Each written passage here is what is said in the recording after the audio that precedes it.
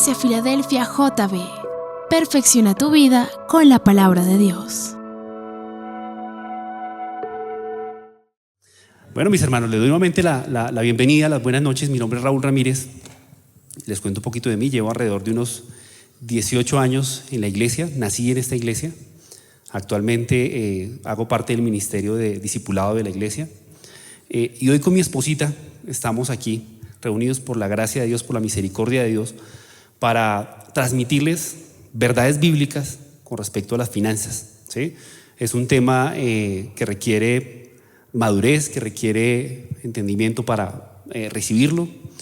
En esta noche pues vamos a hacerlo. Les presento a mi esposita, la dejo a ella hablar un poquito. Muchas gracias. Bueno, mi nombre es Marcela Peña. Como dice mi esposo, por la gracia y la misericordia de Dios, hoy estamos aquí. Y humildemente le pedimos a nuestro Señor que la palabra que hoy vamos a compartir sea de edificación para toda la iglesia, para todas las familias de la iglesia Filadelfia. Que si hay problemas de finanzas en los hogares, que sea hoy el Señor trayendo la respuesta de cómo salir adelante, cómo superarlos. Sí, que sea de bendición la palabra de hoy. Amén. Amén, amén, mis hermanos. Listo, entonces vamos a entrar ya en materia, mis hermanos. Vamos a hacer una pequeña introducción de lo que queremos ver. El título de la prédica de hoy es Las finanzas en la familia, ¿sí? Entonces, ese es el título de nuestro estudio. Y voy a pedirles en este momento que alcen la mano las personas que en algún momento han tenido un problema con su esposo o su esposa por un tema económico, por un tema financiero. Alcen la mano. Yo la alzo. También, yo he tenido problemas con mi esposa por temas financieros. Y esos problemas derivan malentendidos, discusiones, peleas, profundas heridas en el corazón de las personas que están en el hogar, malos ejemplos para los hijos, y pueden llegar a derivar, mis hermanos, en tener un problema complicado en el matrimonio. Cuando un área financiera no se maneja bien, puede terminar en la separación, puede terminar en la destrucción del matrimonio. Entonces, por eso es tan importante que hablemos de ese tema. Por eso es tan importante que lo entendamos bien a la luz de la palabra. Porque cuando uno le hablan vamos a hablar de finanzas, hace un momento un hermano me decía, vamos a salir ricos de acá, ¿sí? Yo le decía, pues ricos en el espíritu, porque uno muchas veces confunde lo que quiere Dios hablar a nivel de las finanzas, ¿sí? Y Dios puso a este hombre con esa pregunta que me hizo para ponerlo aquí, ¿sí? Porque es un punto muy importante. Cuando a alguien le hablan de las finanzas, lo primero que se imagina es, bueno, ¿qué hay que hacer? ¿Qué número de chance? ¿Cuál es qué tengo que ir a comprar para ganarme la lotería mañana que la compre? Típicamente es así. Típicamente lo vemos de esa manera. Cuando nos hablan de finanzas, creemos y vemos a Dios con una billetera abierta, dispuestos a darnos, ¿sí? Entonces vamos a entender por qué es tan importante hacerlo. Normalmente cuando nos casamos o cuando tenemos una novia y nos queremos casar, nadie nos prepara para afrontar los temas que se vienen en el matrimonio. Y vamos aprendiendo en el camino, ¿sí? Entonces el primer mercado, con mucho cariño, va y lo compra. El segundo mercado, y así empieza cuando empieza como a ver ese problema de qué pasó, ya por qué no le da con tanto cariño. Ahora la esposa solo pide, los hijos solo piden, entonces empieza a haber problemas ahí. Porque nunca nos prepararon. Y terminamos aprendiendo, ensayando y equivocándonos. Y empezamos a sufrir en ese proceso del matrimonio. Hemos venido en un seminario de familia en donde hemos venido aprendiendo de muchas cosas, ¿sí? Y Dios ha venido hablando a las familias, al esposo, a los hijos, de las cosas que hay que hacer aquí. El tema de las finanzas es un tema muy importante en los términos familiares. Para la familia es muy importante. Entonces, algo adicional con respecto a eso es que hay pocas cosas, muy pocas cosas en nuestra vida que prueban nuestra espiritualidad. Si usted quiere saber si un cristiano realmente es un cristiano, mire cómo es ese cristiano en sus finanzas, ¿sí? Porque lo último que se convierte en el cristiano es la billetera.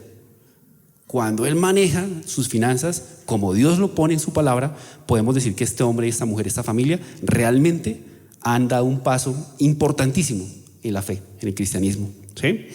Entonces, otro punto adicional también aquí para terminar la introducción: si la esposa y el esposo logran un acuerdo en las finanzas, en la manera como van a manejar el dinero en la casa, la manera como se va a organizar el dinero, han logrado una batalla gigantesca y han pasado un obstáculo gigantesco. Ya por ahí el diablo no los va a atacar, y por ahí los ataca mucho, ¿sí? Entonces, ya que pusimos en contexto el tema, mis hermanos, les pido que cierren los ojos Vamos a pedirle al Señor Jesucristo, al Espíritu Santo, que en esta noche sea tomando el control.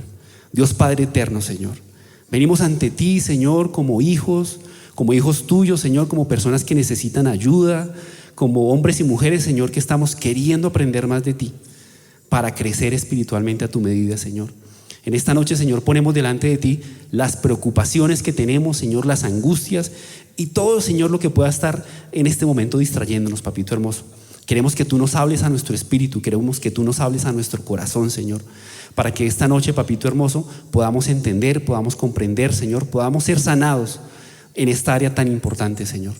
Te damos gracias, Señor, por las personas que están aquí, Padre hermoso. Nos ponemos nosotros delante de ti, mi esposa y yo, Señor, para que tu Espíritu Santo sea hablando a través de nosotros, para que tu Espíritu Santo, Señor, sea ministrando, Señor, sea moviéndose con libertad en los corazones de mis hermanos en esta noche, Señor. Gracias por el privilegio de tenernos aquí, Señor. Esto es para tu gloria, Señor. Lo hacemos porque lo hemos recibido primero de ti, Señor, porque tú nos has formado a través de la palabra, Señor, y hoy compartimos lo que tú nos has enseñado primero, Padre hermoso. Gracias, Señor Jesús.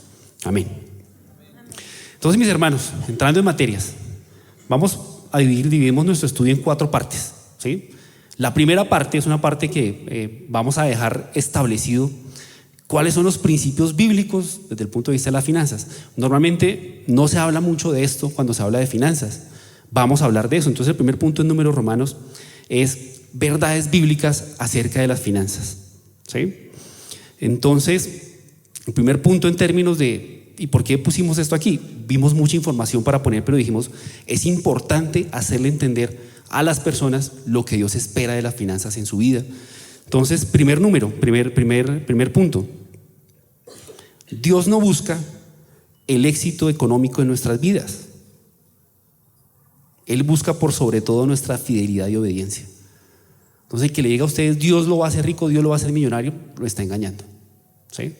Dios no opera de esa manera. Dios lo primero que está buscando de nosotros es la obediencia. Él no está buscando hacernos ricos. Él no está buscando darnos dinero.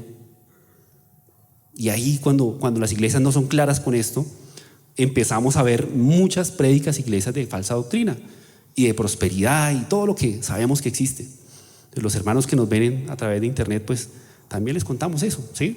Lo que uno rápidamente busca en internet, uno busca las finanzas en la iglesia, encuentra 60 predicaciones que hablan de prosperidad y un par de predicaciones que hablan de las cosas correctas delante de Dios. ¿Dónde está esto en la palabra del Señor? Está en Mateo 6:33, ¿sí? Mateo 6:33, yo creo que muchos de nosotros lo sabemos de memoria, y aquí está pues súper claro, que dice la palabra: mas buscad primeramente el reino de Dios y su justicia, y todas estas cosas os serán añadidas. No hay otro orden, ¿sí? No hay otro orden. Dice Dios: busque primeramente mi reino, mi justicia, y después todo lo que le haga falta, todo lo que necesite, yo se lo voy a entregar. No es al revés. No es primero yo le entrego y usted me busca, ¿sí? ¿Quiénes de aquí han estado asistiendo a todo al curso de seminario durante estos miércoles que están aquí? Alcen la mano, ¿sí? Alcen la mano, que la mayoría, muy bien. ¿Cuántos de aquí ya arrancaron a poner en práctica eso que hemos venido aprendiendo en estos últimos miércoles? No alcen la mano. Hay quien responde, ¿sí? Para no hacerlo sentir mal, ¿sí? Pues buscar primeramente el reino de Dios y su justicia es poner en práctica lo que Dios nos viene enseñando. Si no lo hemos hecho, mis hermanos, Dios nos está llamando la atención, nos está diciendo, bueno, les he venido enseñando, les he venido diciendo cómo hay que vivir en el matrimonio, cómo es el proceso del noviazgo, hay que casarse, no se puede vivir en unión libre, las relaciones sexuales en su vida tienen que manejarse de esta manera, las responsabilidades del hombre y la mujer son estas y estas, pero si no lo hemos hecho y venimos hoy pretendiendo que Dios nos bendiga, perdimos el tiempo, ¿sí? Cada vez que nosotros recibimos algo aquí, mis hermanos, debemos dejar de guardarlo en el celular por noticas o tomar nota en un cuaderno que de vez en cuando miramos, y tenemos que salir con el propósito a la calle y a nuestros hogares de ponerlo en práctica, porque este versículo que está aquí, lo de Mateo 6:33, no va a funcionar. Hay que poner en práctica lo que Dios nos está enseñando, y como matrimonios que estamos acá, Dios nos está retando a poner en práctica lo que aquí estamos aprendiendo, mis hermanos, ¿sí? Si no, no va a funcionar. Punto número 2. Entonces, primer punto, Dios no busca el éxito económico en nuestras vidas. Es el primer punto. Él busca primero nuestra fidelidad. Segundo punto, ni la abundancia ni la escasez hablan de nuestra espiritualidad. Otra gran mentira que le dicen a los hermanos. No, usted es pobre, usted no tiene dinero, usted está maldecido. Y usted, hermano, que rico, está bendecido, el mega ungido. ¿Sí? Gran mentira, gran equivocación. Mentiroso el diablo que nos vende esto. ¿Sí? ¿Dónde lo vemos en la palabra? ¿Dónde la palabra nos justifica esto y nos dice que eso no es así? Vamos a verlo en Filipenses 4, 11, 13. ¿Sí? ¿Qué nos dice Filipenses 4, 11, 13? Y aquí está hablando un hombre que escribió muchos libros del Nuevo Testamento, que pasó problemas, pasó pruebas y fue uno de los grandes evangelizadores de la época y que hasta hoy impacta con lo que el Espíritu Santo escribió a través de este hombre. Luego está hablando un hombre que espiritualmente es muy fuerte, ¿sí? Pablo. ¿Qué dice Pablo? No lo digo porque tenga escasez, pues he aprendido a contentarme cualquiera que sea mi situación. Sé vivir humildemente y sé tener abundancia. En todo y por todo estoy enseñado, así para estar saciado como para tener hambre, así para tener abundancia como para padecer necesidad. ¿Por qué? Porque todo lo puedo en Cristo que me fortalece. ¿Sí? Entonces aquí nos queda claro que ni la pobreza ni la riqueza hablan de la espiritualidad de una persona. Dios puede mover a una persona con una fuerza, con una fuerte espiritualmente de cualquier lado, de la riqueza a la pobreza. Y tenemos que aprender a vivir en abundancia y tenemos que aprender a vivir en escasez. ¿Sí? La riqueza ni la pobreza son una muestra de nuestra espiritualidad. Un punto importante. Entonces, ¿cuál es la riqueza que debemos buscar nosotros como cristianos? ¿Sí? Antes de pasar a eso, un pensamiento. ¿Sí? No hay virtud en la pobreza ni en la riqueza, para que no se nos olvide. Hay ricos y pobres deshonestos y hay ricos y pobres honestos. Entonces, que sea pobre, que sea rico no tiene nada que ver. ¿Sí? Entonces, ¿cuál es la verdadera riqueza que debemos buscar nosotros como cristianos? Vámonos al punto A para entenderlo. Dice aquí la palabra en Efesios 3:8. A mí, que soy menos que el más pequeño de todos los santos, me fue dado esta gracia de anunciar entre los gentiles el evangelio de las inescrutables es incontables riquezas de Cristo. ¿Cuál es la riqueza que tenemos que buscar los cristianos? ¿Cuál es la riqueza? ¿En dónde está la riqueza? En Cristo, lo que Cristo hizo por nosotros. Entonces uno empieza a enumerar lo que Cristo hizo por nosotros. Murió en la cruz y nos dio salvación. Nos dio vida eterna. Tiene un lugar, una morada en el cielo para cada uno de nosotros. ¿Sí? Nos perdona cada vez que nos equivocamos, nos ayuda, nos da misericordia, nos bendice. Esa es la riqueza y ahí está el principio fundamental de las finanzas de un cristiano. Está buscando a Cristo, está buscando su salvación, está buscando un favor, está buscando un milagro, está buscando algo económico. Si lo está buscando, esa no es la riqueza que Dios le va a entregar. Esa riqueza que está buscando está en el punto B. ¿Sí? ¿Cuál es la riqueza para el mundo? Pues, ¿qué le entrega al mundo? ¿Sí? Lo vemos en Proverbios 23:4 de la versión PDT. No arruines tu salud por las riquezas, más bien sé sabio y deja esa obsesión. La palabra nos dice que cuando tenemos esa obsesión por tener dinero, lo que termina pasando es que nos enfermamos. ¿Sí? Nos cansamos mentalmente, nos enfermamos, físicamente nos enfermamos. Dice la palabra, más bien sé sabio, entendido, inteligente y deja esa obsesión por el dinero. ¿Sí? El mundo, ¿qué nos ofrece? El mundo nos ofrece, siguiente pensamiento, tener más, querer poseer, acumular, gradualmente ese deseo de querer tener cosas, que es lo que el mundo nos vende. Uno prende el televisor y las propagandas solamente hablan de tener. Compre el carro, compre el vestido, compre. Y estamos constantemente bombardeados en un proceso de estar teniendo cada vez más. Eso es lo que el mundo nos vende. Y si vemos televisión, pues en 2 horas de televisión nos dispararon por lo menos media hora, 1 hora de lo que el mundo nos entrega. Y estamos viniendo 1 horita, 2 horitas a la semana a la iglesia para alimentarnos de Dios. Tenemos que tener mucho cuidado porque el diablo es sutil y utiliza eso que vemos ahí para justificarnos que eso está bien. Muy bien, entonces, verdades bíblicas, mi hermano, para darle la voz a mi esposa, porque ustedes dirán, ¿y en qué momento va a hablar la esposita? Cuando ya va a hablar, ¿sí? Entonces, verdades bíblicas que son muy importantes. Primero, Dios no busca el éxito económico en nuestras vidas. Segundo, ni la abundancia ni la escasez hablan de nuestra espiritualidad. Tercero, la riqueza que tenemos que buscar como cristianos es lo que Cristo ya ganó en la cruz. Las incontables riquezas que tenemos. Y mucho cuidado con las riquezas que nos entrega el mundo. Muy bien. Primer punto quedó claro, mis hermanos. ¿Listo? Pasamos al segundo punto. Marcelita. Bueno, continuamos con el segundo punto en Números Romanos y habla de las señales de alerta que suceden cuando existe un problema en nuestras finanzas. Así como cuando vamos donde el doctor y él nos pregunta, bueno, ¿y usted qué tiene? Y uno empieza, bueno, tengo esto. Y él dice, bueno, de acuerdo a estos síntomas, usted tiene tal enfermedad. Pasa lo mismo con las finanzas. Si ocurren alguna de estas señales de alerta, tenemos que tener cuidado porque tenemos problemas en el manejo de nuestras finanzas. En la primera señal de alerta hay esclavitud financiera. Vamos a ver este pensamiento en donde explica qué es la esclavitud financiera, y es cuando el dinero toma el lugar que le corresponde a Dios. Mateo 6:24 dice: ninguno puede servir a dos señores, porque o aborrecerá al uno y amará al otro, o estimará al uno y menospreciará al otro. No podéis servir a Dios y a las riquezas. Nosotros le quitamos el primer lugar a Dios cuando nosotros ponemos o depositamos nuestra confianza en el dinero, en las posesiones, en las casas, en las riquezas. Ahí nuestro Dios es la riqueza, o el Dios Mamón, como lo dicen en otras versiones de la Biblia. Hay que tener cuidado, hermanos, porque el primer lugar debe ser Dios. Él es nuestro primer lugar. En la esclavitud financiera ocurre en dos escenarios. Primero, hay esclavitud financiera cuando hay riqueza y está acompañada de orgullo y autosuficiencia.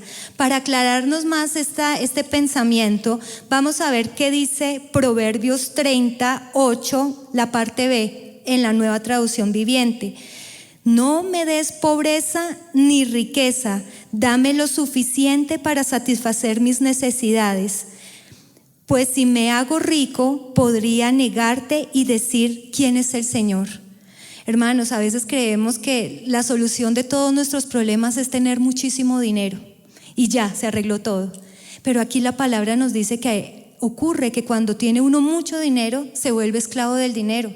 Porque entonces empieza a depender solamente en él y empieza a querer acumular más y más y más, y nunca va a haber contentamiento, y llegará tal el punto que va a decir: no, yo no necesito a Dios, ¿para qué si tengo el dinero? Entonces esa es la primera esclavitud financiera. Ahora hay otra esclavitud que es igual de importante, opuesta a la primera. Mira este pensamiento. Hay esclavitud financiera cuando hay pobreza y se justifican los malos comportamientos. ¿Por qué lo decimos? Porque ahí mismo en Proverbios 30, versículo 9, pero en la parte B dice: y si soy demasiado pobre, podría robar y así ofender el santo nombre de Dios. Entonces es cuando cambiamos la justicia de Dios por la justicia nuestra. Entonces decimos: bueno, Señor, tú sabes, yo no tengo plata, entonces puedo cogerme las cosas de la oficina. Tú sabes, Señor, que no tengo plata. O Señor, tú sabes que pues yo no tengo plata para llevar a mis hijos al cine, entonces compremos esta película pirata o esta música de alabanza a Dios pirata y no pagamos derechos de autor, ¿sí? Entonces, los dos extremos, tanto la riqueza como la pobreza, hay que tener cuidado ahí de convertirnos o tener esa esclavitud financiera. Segundo síntoma de alerta, y es cuando las necesidades o cuando hay necesidades básicas en la familia sin satisfacer. Ojo, hermano, y aquí le hablo a los sacerdotes de la casa. ¿Hay sacerdotes aquí? Bien, listo, les hablo a ustedes. Ojo, hermanos, que por gastos irresponsables, gastos que lo hicieron mal, dejan a sus espositas con los zapaticos rotos, sus hijos no tienen los libros, los mandan a pie porque no hay cómo pagar la ruta, abre la nevera y mejor dicho, se asusta usted. Ojo, cuidado. Entonces, hermanos, la palabra dice que cuando ocurre esto, mira este pensamiento, es comparable a negar la fe y ser peor que un incrédulo. No cumplir con las necesidades básicas en nuestro hogar, el Señor dice que nos estamos comportando peor que un incrédulo. ¿Y cómo así? ¿Dónde lo dice? Lo dice en 1 de Timoteo 5:8. Aquellos que se niegan a cuidar de sus familiares, especialmente los de su propia casa, han negado la fe verdadera y son peores que los incrédulos. Tercer señal de alerta, cuando hay deudas. Mira este pensamiento. No es pecado pedir prestado, pero no es el propósito de Dios que sus hijos se llenen de deudas. Si nosotros miramos el Antiguo Testamento, es más, el Señor dice con que lo regula, ¿sí? Da algunas pautas cómo se debe prestar. Pero, ojo, quiero que esto quede claro, no es el propósito de Dios. Él no quiere que nosotros nos estemos endeudando. ¿Qué dice Deuteronomios 28, versículo 12 de la Nueva Traducción Viviente? El Señor enviará lluvias en el tiempo oportuno desde su inagotable tesoro en los cielos y bendecirá todo tu trabajo. Ponle cuidado a lo que sigue. Tú prestarás a muchas naciones, pero jamás tendrás necesidad de pedirles prestado. ¿Qué es lo que quiere el Señor? ¿Que nos endeudemos? No, por el contrario, Él quiere que nosotros seamos los que prestemos. Algunos dicen, no, yo no me voy a endeudar porque la palabra de Dios dice que es malo las deudas. No, la deuda es mala cuando, mira este pensamiento, cuando de antemano sabemos que no la podemos pagar y nos va a esclavizar. Te hago un ejemplo, tú no tienes casa y quieres comprarte una casa, un apartamento, tú puedes hacerlo siempre y cuando hayas hecho la planeación, hayas mirado tus gastos y si puedes cumplir con esta obligación financiera y no vas a quedar mal, puedes hacerlo, ¿sí? Pero si tú ves que la deuda es impagable, que vas a quedar, como decimos los colombianos, ahorcados, que no va a dejar margen de que tus hijos se puedan enfermar o algo así, entonces no te conviene esa deuda. Cuando una deuda produce ansiedad, angustia y preocupación, no es de Dios, hermanos, no te metas allí. Cuarta señal de alerta, hay enredos y engaños. Para explicar esto voy a empezar con los enredos. ¿Qué son los enredos? Son malabarismos con las cuentas vencidas para mantenernos a flote. No sé si usted ha visto casos en que sacan una tarjeta de crédito, se endeudan. Eso, si es la primera, pues mejor dicho, hacen fiestas. Y entonces como ya se va a vencer, entonces, ay, ¿qué hago? No tengo. Entonces saquemos otra para que esa otra me ayude a pagar la otra. Y pidamos un crédito y otro crédito y así. Y cuando nos damos cuenta ya ningún banco nos presta porque superamos nuestra capacidad de endeudamiento. Y entonces recurrimos a otra cosa, los gotagotas. No sé si han escuchado eso. Y las deudas van creciendo y creciendo y se van volviendo una cosa inmanejable. ¿Qué dice 2 de Pedro 2:20? Y cuando la gente escapa de la maldad del mundo por medio de conocer a nuestro Señor y Salvador Jesucristo, pero luego se enreda y vuelve a quedar esclavizado por el pecado, termina peor que antes. Cuando conocimos al Señor Jesús, Él nos hizo libres. Conoceréis la verdad y la verdad os hará libres. Hermanos, las deudas esclavizan. No permitamos que el diablo nos vuelva a esclavizar. ¿Qué dice Lucas 16? La otra forma, lo de los engaños, es mentir intencionalmente, decir la verdad a medias y tomar ventajas. Claro, ya cuando la deuda es mucha, inmanejable, nos volvemos mentirosos y engañamos a la gente. Y vamos donde la tía, ¿será que me presta $1 milloncito? Yo se lo pago, pero mentiras. Yo sé de antemano que no puedo pagárselo, ¿sí? O le enseñamos o le decimos a nuestros hijos cuando van a tocar a la puerta a nuestros acreedores, diga que no estoy, ¿sí? Entonces nos volvemos mentirosos. ¿Qué dice Lucas 16:10?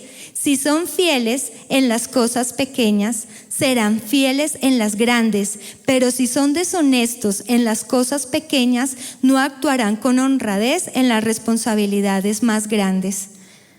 Quinta señal de alerta, y es cuando hay decisiones tomadas a la ligera y sin consultarlo con el cónyuge.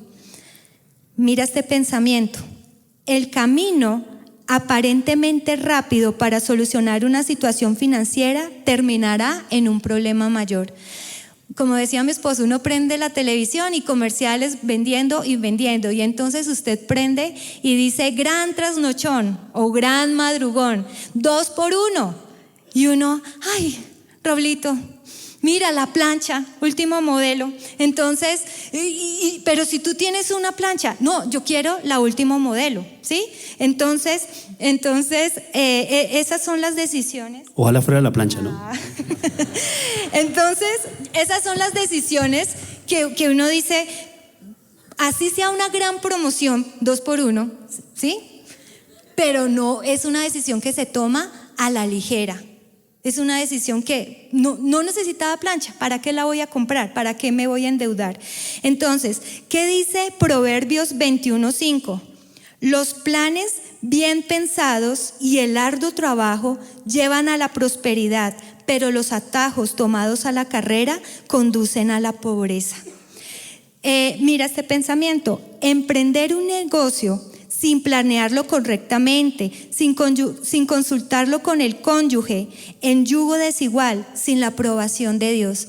Nosotros aquí como familias tenemos que aprender que ya no tomamos las decisiones por aparte, la tomamos juntos. Y cuando vamos a invertir en algo, lo que Dios quiere es que nos lo consultemos, ¿sí? Que no lo preguntemos. Entonces él me va a decir, él me dice, Marcela, es que salió el carro yo no sé qué, con llantas y sé cuándo. Entonces yo le digo, ay sí amor, pero acuérdate que tenemos que pagar el impuesto, tenemos que pagar tal y tal y tal cosa.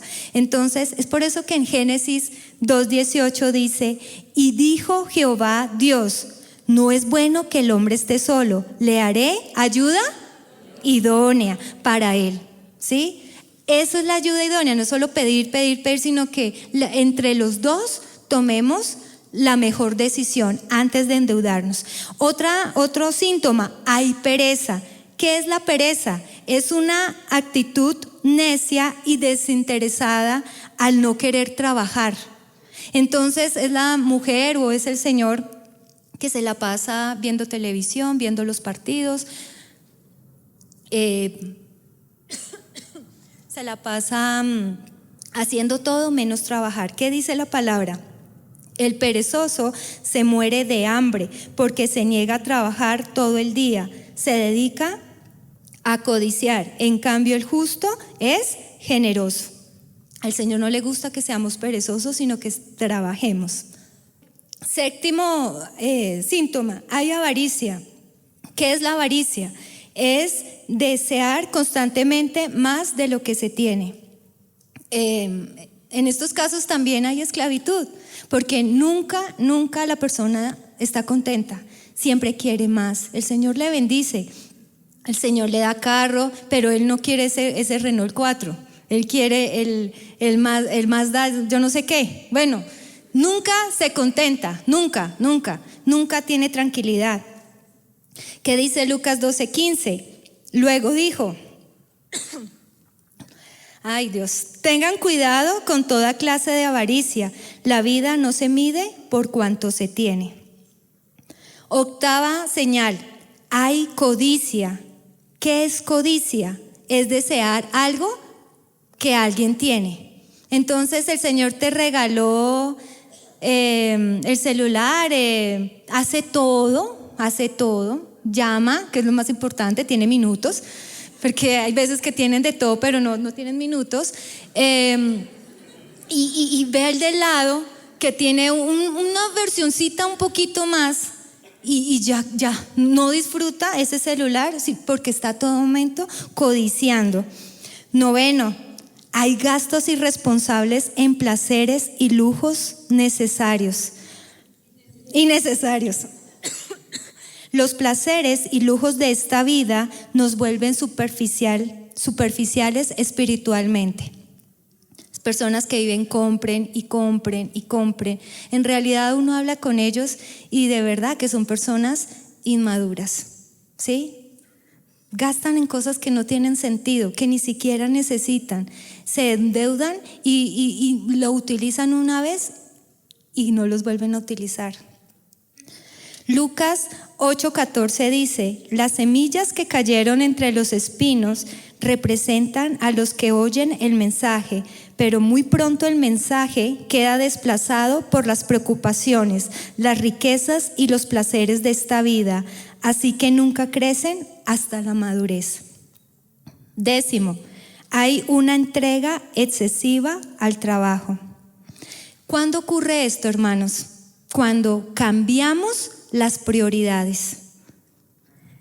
¿Quién debe ser tu primer lugar? Muy bien, punto A, nuestra prioridad es Dios. Es como lo dijimos en Mateo 6:33, mas buscad primeramente el reino de Dios y su justicia, y todas estas cosas os serán añadidas. Mira, Dios es tan hermoso que si lo buscamos a Él, Él suplirá todo. Si lo hace con las aves del cielo, ¿cómo no lo hará con nosotros que somos sus hijos? Entonces, primero, ¿a quién debemos a buscar? A Dios. Segundo, nuestro cónyuge y nuestra familia. Ese es nuestro segundo lugar. ¿Qué dice Génesis 2:24?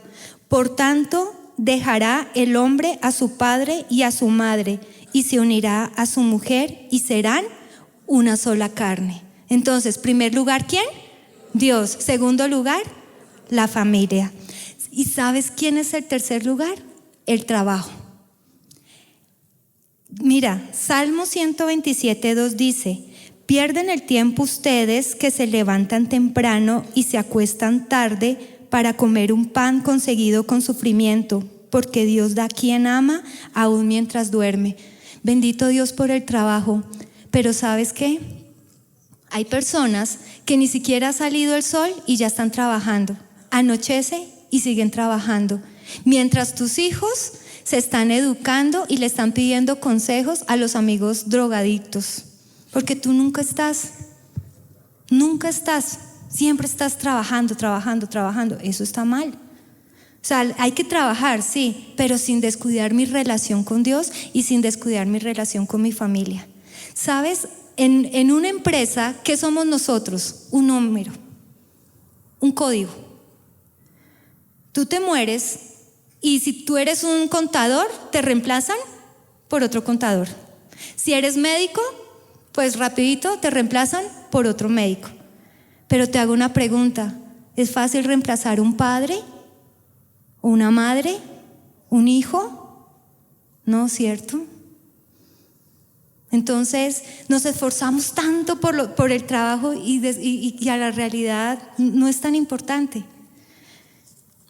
Ahora continuamos con Raulito. Bueno, entonces mis hermanos, ¿se dan cuenta que las mujeres hablan 2 veces más que los hombres? ¿Se dan cuenta? Una prueba de fuego para eso, pero bueno. Entonces mis hermanos, ¿qué vimos con lo que explicó Marcelita? 10 puntos en donde nosotros tenemos que preguntarnos cómo estoy en esos 10 puntos. Si tengo alguno de esos punticos por ahí o varios de esos puntos fallando, hay una situación espiritual relacionada con las finanzas en mi vida que Dios quiere sanar, que Dios quiere decirnos cómo es que debemos entender y cómo debemos movernos. Yo creo que todos los que estamos aquí como cristianos queremos, vamos a pasar al tercer punto, gracias, sanando y rompiendo ataduras financieras. Es el tercer punto. Y vamos a ver desde la palabra de Dios qué tiene Dios para nosotros en términos de sanidad. Ya entendimos si estamos enfermos o no. Ahora con eso que tengo ahí voy a mirar qué me da Dios para poder sanarme eso que está pasando ahí, ¿sí? Entonces, Marcelita habló de esclavitud financiera, necesidades básicas en la familia, deudas, enredos, bueno, lo que ya vimos hace un momento. Vamos al siguiente pensamiento. Un cristiano que esté buscando lo mejor de Dios en su vida debe estar dispuesto a someterse a la voluntad y dirección de Dios. ¿Cuántos de aquí queremos lo mejor de Dios en nuestras vidas? Todos, ¿cierto? Cuando nos hablan de bendición, todos alzamos la mano. Aleluya, gloria a Dios, yo quiero eso. Pero para que eso sea real en nuestras vidas nos tenemos que someter a lo que Dios establece en su palabra para que eso pase, ¿sí? Y a veces no estamos como dispuestos a dar ese paso y a tener esa madurez espiritual de ir hasta donde Dios nos pide ir. Entonces, esto que les estamos hablando aquí lo hemos tomado de la palabra de Dios. No sé, 80, 90 versículos que los hemos extraído de ese manual de vida que Dios nos dejó. Pero resulta que nunca vamos a ese manual de vida y nos conformamos con venir a la iglesia los domingos, tal vez el miércoles, de vez en cuando leer la Biblia, de pronto escuchar música cristiana, pero cuando tengo un problema no sé qué hacer.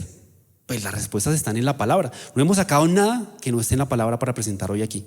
Entonces la invitación con el siguiente punto a nivel de sanidad, mis hermanos, es que aprendamos a buscar las respuestas en la palabra, no en las personas.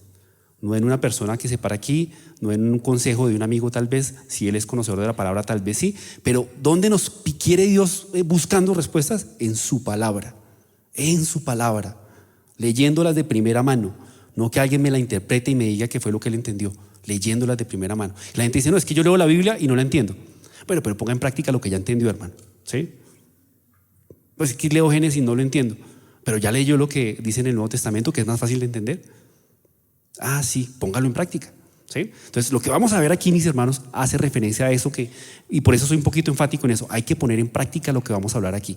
Solo de esa manera vamos a poder superar esos problemas financieros que están en mi vida. Entonces, primer punto, entendamos que el Señor es el dueño del 100% de lo que tenemos. Lo primero, lo claro, lo básico es que entendamos que Dios es dueño de todo. De mi vida, de mi salud, de lo que me pongo, de mi cama, de mi casa, de mi trabajo, de todo lo que me da. Él es dueño. A veces decimos, no, es que esto es mío. Mi hijo, mi esposa, mi hija, mi casa, mi. Rápidamente nos transformamos en creernos dueños de las cosas. Ese primer principio nos va a ayudar a sanarnos. Dios es el 100% dueño de todo lo que poseemos, de todo lo que existe. La palabra lo dice en Salmo 24:1 y hay muchos versículos más que lo dicen. Vamos a mencionar uno. De Jehová es la tierra y su plenitud, el mundo y los que en él habitan. Todo es de Dios. En este momento estamos girando a 180,000 kilómetros alrededor del sol. ¿Alguien se imagina esa velocidad? En un minuto estamos avanzando 1800 kilómetros. En un minuto. Y Dios sostiene eso. Nos sostiene girando en el universo, en una galaxia, puestos en una posición. O sea, una vez se pone a pensar quién es Dios. Dios es el dueño de todo. No es dueño de nada. Nosotros no somos dueños de nada. Segundo principio. Entendamos que para Dios somos administradores. Muy importante. Y hablamos de la mayordomía. Y uno puede encontrar prédicas de mayordomía. Pero si somos rápidos y tratamos de resumir lo que significa mayordomía, es que Dios nos ve como administradores. No somos dueños. Para Dios no somos dueños de nada. ¿Qué somos nosotros en las manos de Dios? Administradores, mayordomos. Es el segundo principio para poder sanar esas áreas financieras que están tan difíciles en nuestra vida.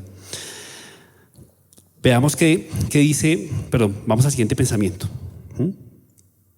La administración sabia de todo lo que Dios nos da es posible cuando la pareja hace entrega completa a Dios, no solo de su vida, sino de todo lo que posee. No solo le entrego mi vida a Dios. Dios, lo que yo tengo es tuyo. ¿Para qué lo puedo usar para glorificar tu nombre? Esto que me diste, pues Dios, ¿qué hago con esto? ¿En dónde lo pongo en función de tu gloria? Como buen administrador, ¿qué debo hacer con eso que me has dado? Entonces, hay un versículo en la palabra de Eclesiastés 5:15 que dice lo siguiente: como salió del vientre de su madre desnudo, así vuelve, yéndose tal como vino, y nada tiene de su trabajo para llevarse en su mano. Mi hermano, lo que hagamos aquí en la tierra, en términos materiales, en términos económicos, no va a pasar con nosotros a la eternidad. O sea, la cuenta del banco se va a quedar aquí, las casas se van a quedar aquí, las riquezas se van a quedar acá. ¿Qué va a pasar al otro lado? ¿Qué va a pasar al otro lado? Esperamos pasar nosotros a estar con Cristo. Y lo que hicimos aquí, la palabra dice que podemos recibir coronas allá en el cielo, ante el tribunal de Cristo, ¿sí? Y vamos a estar en la presencia del Creador del universo. Vamos a estar de rodillas, posiblemente llorando delante de Él. Vamos a entender a ese Dios infinito, porque la vida no nos va a alcanzar para entenderlo y requerimos la eternidad para entender quién es ese Dios. Eso no tiene precio. Eso es lo que pasa al otro lado, ¿sí? Dios nos quiere como administradores, que lo que nos dé acá, lo que nos entrega aquí en la tierra, lo utilicemos para glorificar su nombre, lo utilicemos correctamente, adecuadamente, ¿sí? Dios quiere, punto A, Dios quiere que administremos correctamente todo lo que Él nos entrega. Y eso lo vemos en la parábola de los talentos, que tal vez la hemos escuchado muchas veces, en Mateo 24, 14, 30. Y en esta parábola, voy a parafrasear la parábola, pues Jesús compara el reino de los cielos, dice él, con un amo que antes de irse llama a sus siervos. Y entonces llama a los siervos y le dice a un siervo: mira, a usted le voy a dar 5,000 talentos, al otro le voy a dar 2,000 talentos, al otro le voy a dar 1,000 talentos. En otras traducciones de la Biblia dice una bolsa de 5 bolsas de plata, 2 bolsas de plata, una bolsa de plata. Y dice que después de mucho tiempo el amo volvió y le preguntó a cada uno de los siervos a los que les había dado esos talentos, y les dice: bueno, al que le dio 5, ese que le dio 5 le devolvió 5 más, luego le entregó 10. Después el que le entregó 2 le dio otros 2, le entregó 4, ¿sí? Y al que le entregó 1 le devolvió el que le había dado. Y ahí Dios nos enseña un principio de administración en esta parábola. Vamos a ver un par de elementos que están ahí. Dios espera, perdón, vamos al siguiente pensamiento antes de ir allí. Dios espera, mis hermanos, que administremos el dinero. Pasamos a el pensamiento. Eso, perfecto. Dios quiere que administremos correctamente todo lo que Él nos entrega, ya lo vimos. ¿Qué pensamientos hay? ¿Qué quiere Él que administremos? Punto 1, el dinero, ¿sí? Pues si Dios nos facilita y nos da una ventaja económica, Él espera que nosotros hagamos algo con eso y que ayudemos al necesitado, que bendigamos al que lo necesita, que hagamos algo con ese dinero, que lo administremos bien.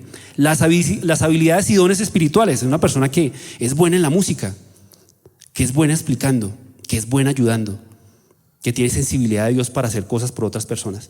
Esas son habilidades y talentos que Dios nos dio. Y cuando estemos parados frente a Él, nos va a decir: ¿qué hiciste con esa habilidad? ¿La utilizaste para glorificarte tú o para glorificar mi nombre? ¿Sí? ¿Lo hacías para que la gente te aplaudiera o esperabas que la gente, al escucharlo, al verte a ti hacerlo, me diera la gloria a mí? ¿Sí? El tiempo, mis hermanos, el tiempo. A veces es preocupante ver cómo estamos pegados de la tecnología, al punto de a veces estar a medianoche pegadito a un aparato sin poder dormir porque nos desvelamos perdiendo el tiempo. Dios nos va a pedir cuentas y nos va a llamar a decir: ¿por qué administraste el tiempo de esa manera? Yo te di esta habilidad, ¿por qué no la aprovechaste y la pusiste en función de mi reino? La familia en donde nos ha puesto es una bendición. Nuestros padres, nuestros hermanos, nuestros hijos. ¿Qué estamos haciendo con ellos? ¿Hacia dónde los estamos dirigiendo? ¿Hacia dónde están viendo ellos nosotros que como ejemplo somos? ¿Lo estamos haciendo bien o no? La persona que se sentó a nuestro lado en el Transmilenio, en el bus, el compañero de la oficina, Dios te lo puso ahí, no para que tú le digas que eres cristiano, sino para que a través de tu testimonio esta persona se pregunte qué hay en el corazón de esta persona. A través de un abrazo, una palabra de ayuda, podamos bendecirlo.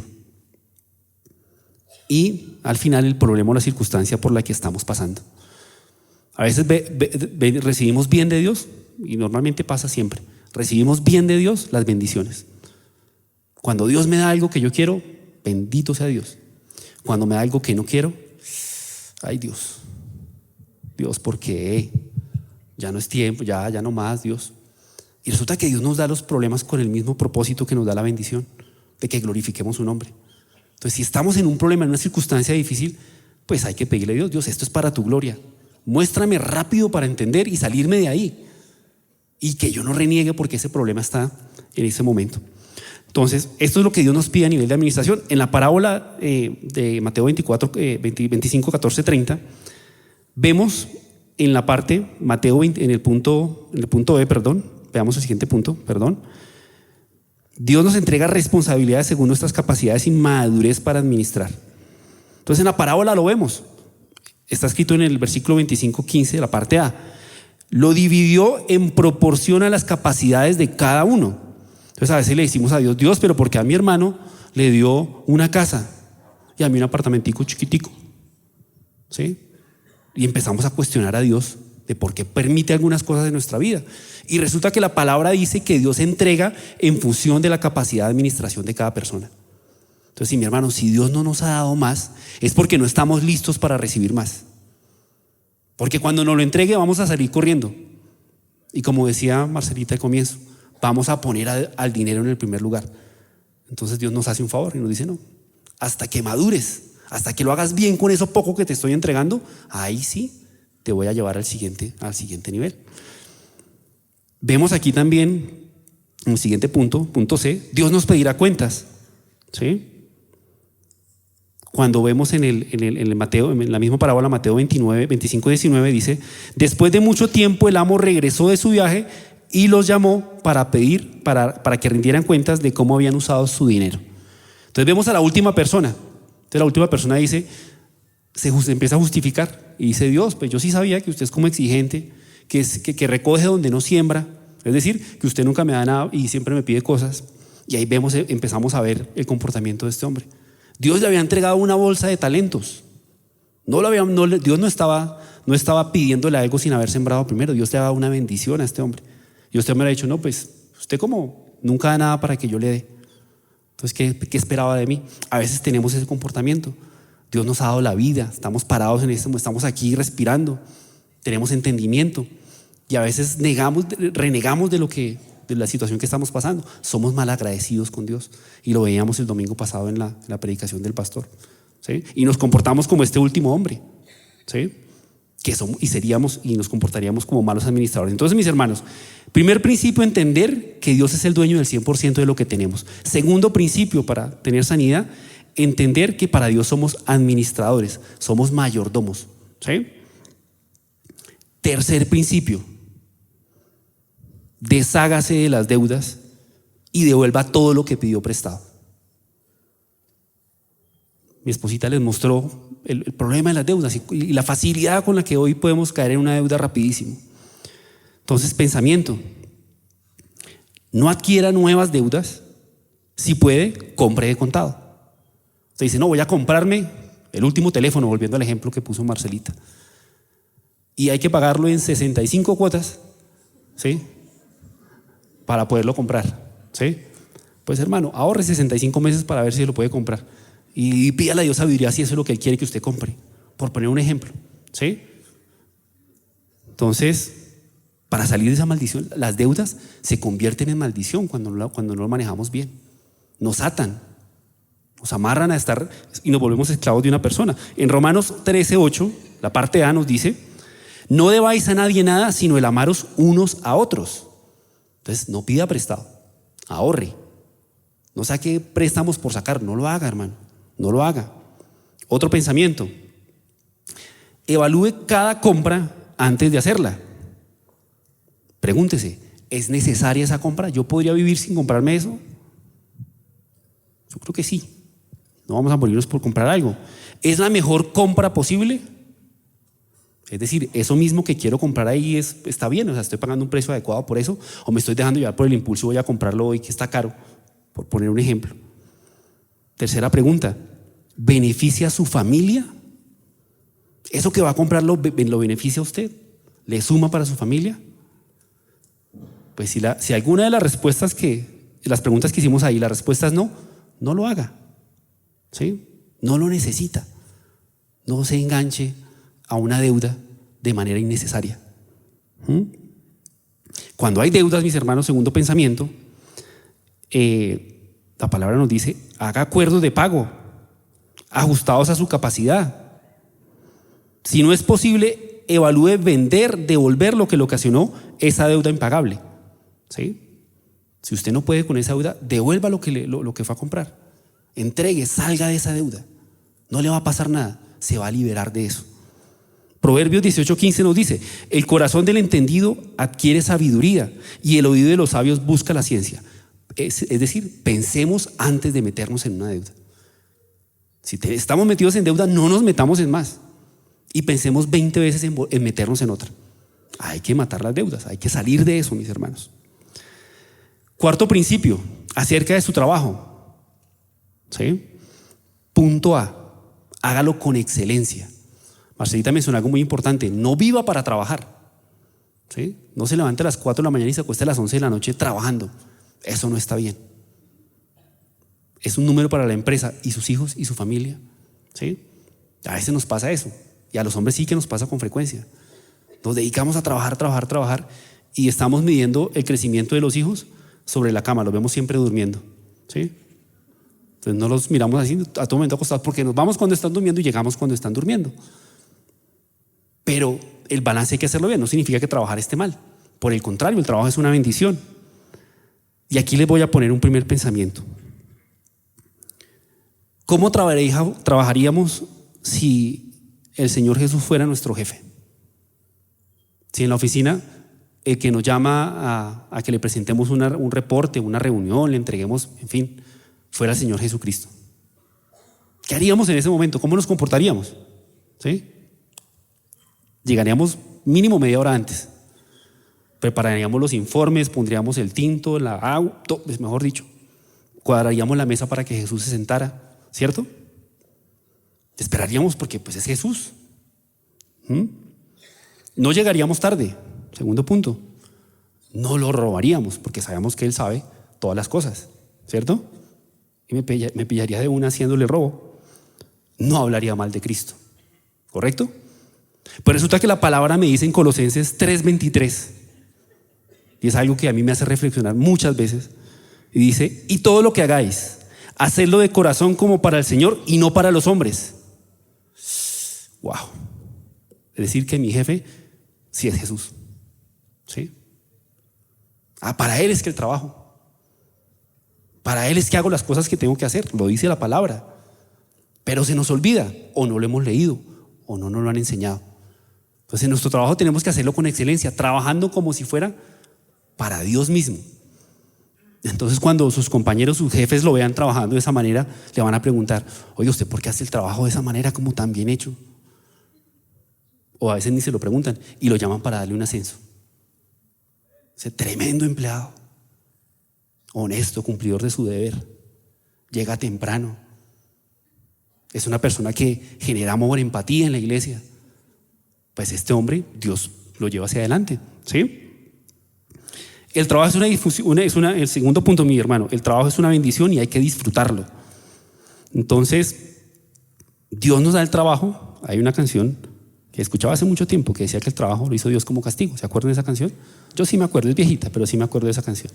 Que el trabajo lo hizo Dios como castigo. No es eso, no es verdad. ¿Sí? Que dice la palabra en Eclesiastés 5:18. He aquí pues, el bien que yo he visto, que lo bueno es comer, he aquí pues el bien que yo he visto, que lo bueno es comer y beber y gozar uno del bien de todo su trabajo, con el que se fatiga debajo del sol todos los días de su vida. Dios espera que nosotros disfrutemos nuestro trabajo, es decir, es una bendición de su vida que Dios le ha dado, porque esta es su parte. Dios nos da como parte de nuestro trabajo, es de Dios. El trabajo viene como una bendición de Dios. ¿Sí? El trabajo no es un castigo, es una bendición del Señor. ¿Sí? O preferimos madrugar a trabajar o madrugar a buscar trabajo. Madrugar a trabajar, ¿cierto? Porque es una bendición. Quinto punto que nos ayuda, mis hermanos, a una sanidad financiera. Provea para su familia. provea para su familia. Suena básico, suena como obvio, pero pasa en muchos hogares en donde el hombre no toma el lugar que Dios le dio como sacerdote y empieza a malgastar el dinero. Marcelita leyó y decía: el que hace tal cosa ha negado la fe verdadera y son peores que incrédulos. O sea, Dios nos ve como peores que incrédulos, como que no lo conociéramos a Él si nosotros permitimos que en nuestros hogares nosotros no estemos proveyendo como varones en nuestro hogar. ¿Sí? Y entonces vienen las quejas y decimos: no, pero es que Señor, ¿cómo voy a hacer si fue que me quitaste el trabajo? Y Dios dice: no, pues le quito el trabajo porque usted me está avergonzando como cristiano. Usted recibe esa paga y no bendice a su familia, no cuida lo que le entregué para que administre. Sus hijos están aguantando hambre. Su esposa tiene problemas, no le da ni para unas medias. Pues adivine qué, para que aprenda, no hay más trabajo. Entiéndalo, ¿sí? A veces parece jocoso, pero Dios permite eso en nuestra vida, ¿sí? Punto 6. Y este punto sí que es de los más importantes. Y aquí van a decir: ve, ya se puso a hablar de los diezmos y ofrendas. Ahí estaba. ¿Se da cuenta? No había hablado tenía que hablarlo. Pues mi hermano, ahí está el punto. Y vamos a leerlo y entenderlo y dedicarle tiempo a esto. Aparte y sea fiel con lo que le corresponde a Dios, diezmos y ofrendas. Muchas personas quieren salir de una vida de maldición desde el punto de vista espiritual y económico, pero diezmos y ofrendas no lo hacemos. Voy a mencionar 2 puntos aquí. Primer pensamiento: el diezmo testifica que entendemos que todo viene de Dios. Cuando yo entendí el primer principio, que todo le pertenece a Dios, que el 100% de lo que me da a mí le pertenece a Él y que yo soy un administrador, no tengo ningún problema en darle lo que a Dios le corresponde, ¿sí? No hay problema si lo entiendo. Punto A: los diezmos y ofrendas no terminaron con el Nuevo Testamento. Entonces hay personas que, espero que no todos, no muchos de acá tengan eso en la mente, que con el Nuevo Testamento, pues dice el Nuevo Testamento acabó con la ley, dice la gente así rápido. Y la ley decía que había que diezmar. Ya como la ley se acabó, pues yo no diezmo, ¿sí? Doy limosna, eso sí, pero diezmo no. Eso es del Antiguo Testamento. Y vamos a la palabra que dice Marcos 12:17. Mismo Jesucristo les dice a los apóstoles: respondiendo Jesús les dijo: dad al César lo que es del César y a Dios lo que es de Dios. Y se maravillaron de él. Jesucristo transmite 2 mensajes ahí cuando lo estaban tratando de hacer caer, de preguntarle a los fariseos que si estaba bien pagar impuestos o si estaba bien llevar el dinero que ellos tenían a la iglesia, al templo. Pues Jesucristo ni lo uno ni lo otro, los dos. Pague sus impuestos, no evada impuestos, no pida que le vendan sin factura para ahorrárselo del IVA, no lo haga. Dios dice que eso no se debe hacer, pero además lleve lo que le corresponde a Dios al templo. Entonces Jesucristo en el Nuevo Testamento nos lo puso súper claro. Entonces no hay excusa para decir que no debemos diezmar. Punto B: de nada te sirve diezmar si la justicia, la misericordia y la fe no están en tu vida. Vamos al extremo del hermano que viene con la amante a la iglesia, pero es súper cumplidor de los diezmos. Y él dice: no, pues yo ahí con el diezmito me porto mal, pero ay, Dios me empata, ¿sí? ¿Qué dice la palabra con respecto a eso? Mateo 23:23. ¿Qué aflicción le espera, maestros de la ley religiosa y fariseos, hipócritas? Pues se cuidan de dar el diezmo sobre el más mínimo ingreso de sus jardines de hierbas, pero pasan por alto los aspectos más importantes de la ley: la justicia, la misericordia y la fe. Es cierto que deben diezmar, pero sin descuidar las cosas más importantes. Nuevamente, entonces, si hay pecado en su vida, mi hermano, y usted está diezmando, pues Dios no le va a responder. Porque Dios no está buscando su dinero. Dios está buscando su fidelidad espiritual. ¿Sí? No está buscando otra cosa. ¿Ya?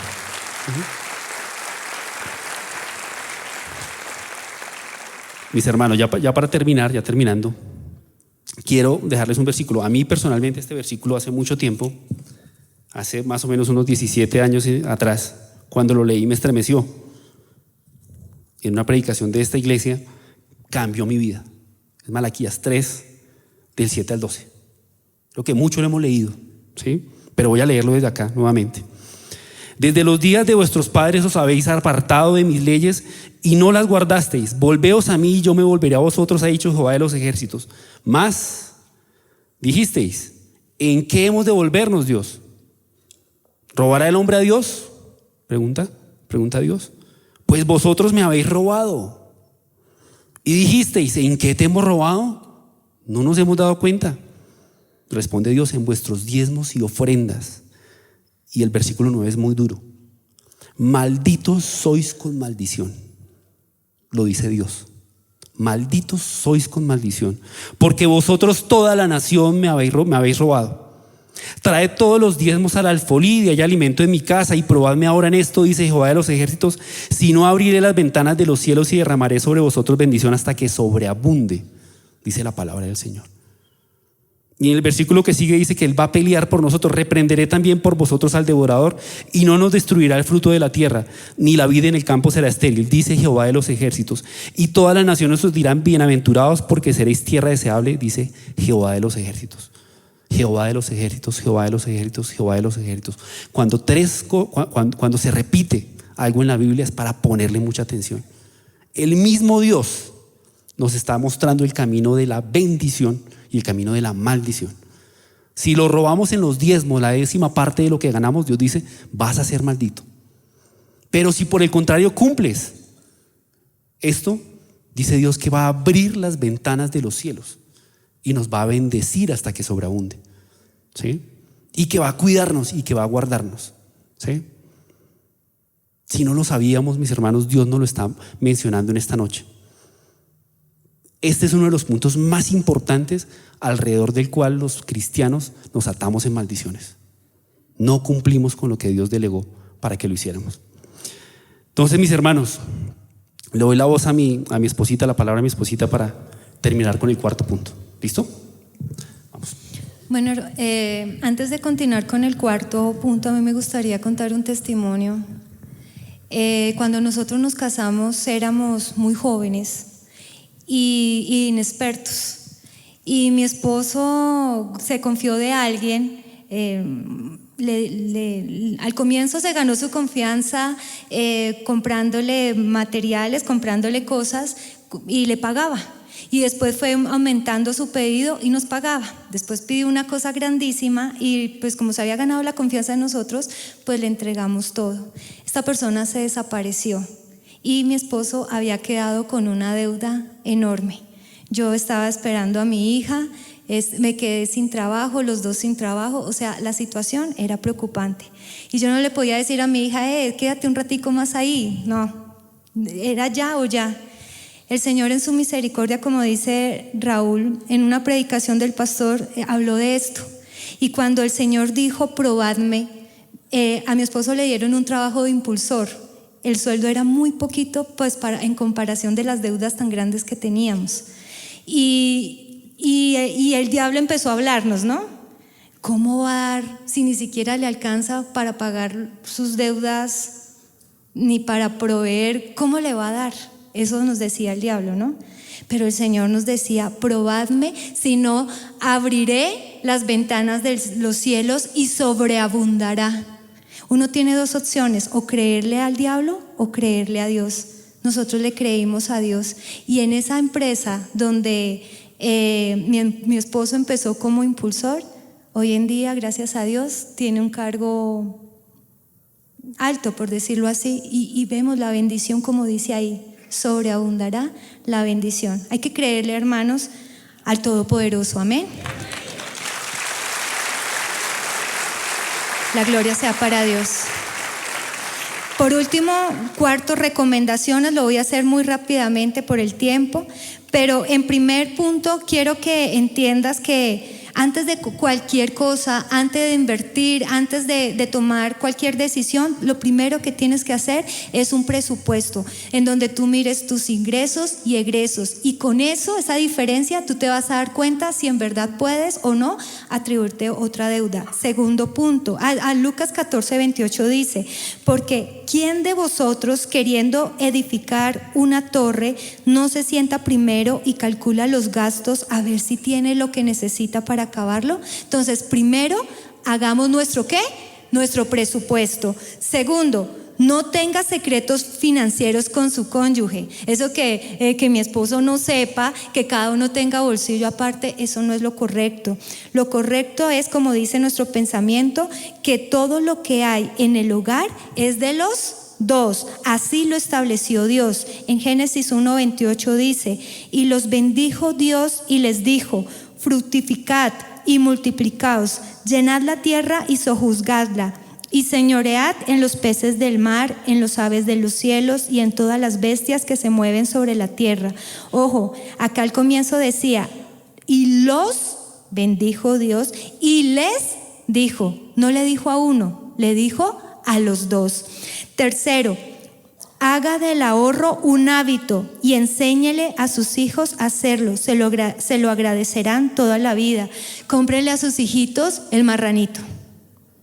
Y enseñémosle que todo el año ahorren para que en Navidad ellos tengan, pues para los regalitos, ¿no? En serio, ahí les vamos enseñando. El ahorro será de mucha ayuda en planes, proyectos del futuro, compras grandes y en emergencias. Ya no tenemos que endeudarnos porque tenemos los marranitos. Proverbios 21:20 dice: el sabio guarda las provisiones, pero el necio los desperdicia. Cuarto, no servir de fiadores o ponerse de acuerdo para esto. Si ya es que es el hermano que, mire, necesita una firma. A nosotros nos enseñaron en el Instituto Bíblico, o sea, la palabra dice que no hay que ser fiadores, pero si ya es una cosa extrema, ¿sabe qué? Mire, si tú haces tu presupuesto y tú ves que tú puedes pagar esa deuda, o sea, tú asumes, mire, yo tengo esta deuda y la puedo pagar, solo en ese caso, ¿sí? Que la persona no pagó, tú tienes que estar disponible de que vas a regalar ese dinero, ¿sí? Es la única manera. Pero la Biblia, ¿qué dice? No sirvan de fiadores. Hermanos, hasta aquí el tema de finanzas. Esperamos que haya sido de bendición para cada uno de todas las familias. Recuerda que puedes seguirnos en las redes sociales a través de Facebook, Twitter y en nuestro canal de YouTube. Búscanos como Iglesia Filadelfia JB.